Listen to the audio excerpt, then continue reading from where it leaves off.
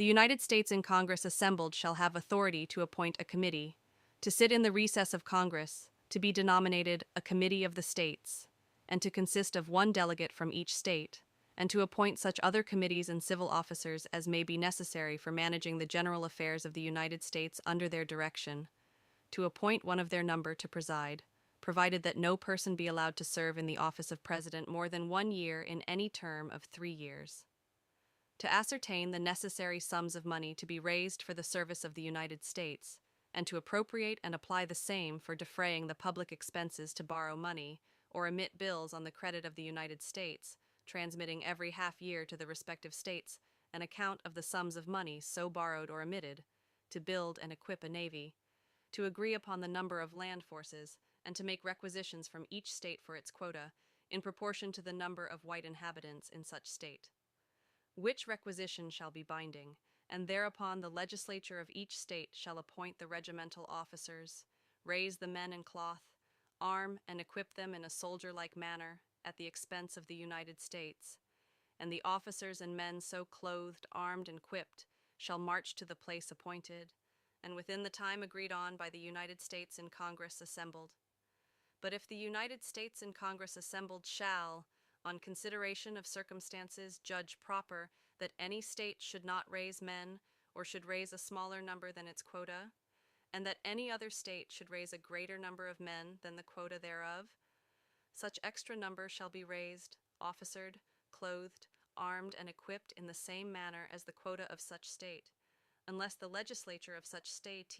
shall judge that such extra number cannot be safely spared out of the same, in which case they shall raise officer, clothe, arm, and equip as many of such extra number as they judge can be safely spared,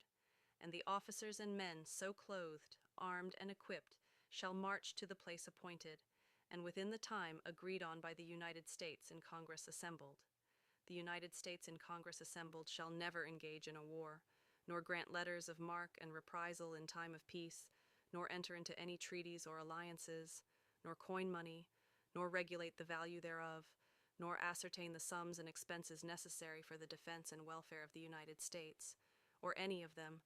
nor emit bills, nor borrow money on the credit of the United States,